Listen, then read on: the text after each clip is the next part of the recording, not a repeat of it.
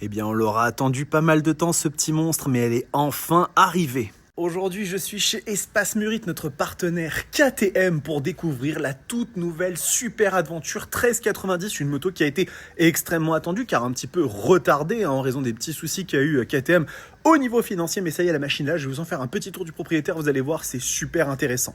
Donc bien évidemment on commence par la gueule de la machine, son apparence esthétique qui est fidèle au code bas de la Super Adventure. Vous avez ici la version 1290, mais cette version je la trouve beaucoup plus stylée, avec notamment cette tête de fourche de la Super Duke 1390 qui est vraiment hyper stylée, avec tous ces petits détails là. Regardez ici, c'est très beau là, comme ça, les petites écopes qui sont jolies. La machine fait très imposante, c'est vraiment un char d'assaut, mais c'est le principe de cette bécane. Et bien évidemment ce qui se cache à l'intérieur est encore plus excitant que l'extérieur. Donc bien évidemment là-dedans on a le LC8 de la Super Duke, 1350 cm3, excusez-moi, qui fait donc 173 chevaux, légèrement moins puissant que le Roadster. Par contre 145 Nm de couple, donc c'est une vraie usine à sensation, et à mon avis une machine qui va lever sans aucun problème sur beaucoup de rapports, et avec la technologie variable de cam, de distribution, ça va lui permettre d'avoir du couple en bas, de la puissance en haut. Bref, très cool.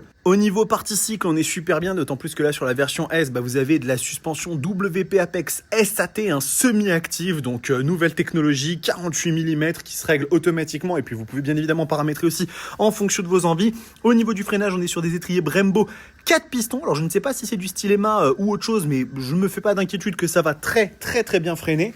Et puis là, vous avez l'illustration de la technologie de cette machine avec un nouvel écran totalement tactile, qui est hyper stylé, vraiment super beau. Regardez, avec tous les réglages possibles directement, et énormément de technologie sur cette machine. Il y a de la suspension semi-active, mais il y a du régulateur de vitesse adaptatif, il y a la nouvelle technologie d'embrayage automatisé AMT de KTM. Il y a 1 milliard de trucs sur cette moto. Et surtout, en fait, ce qui est extrêmement surprenant, c'est que la machine commence à 21 149 €. Donc elle est quand même moins chère que l'ancienne 1290 Super Adventure. Donc KTM qui apprend quand même un petit peu, je pense, de ses erreurs. Il y a toujours des packs d'options, il y a toujours des trucs que vous pouvez rajouter, mais à ce prix-là et de base, c'est déjà quand même une offre assez solide, je trouve.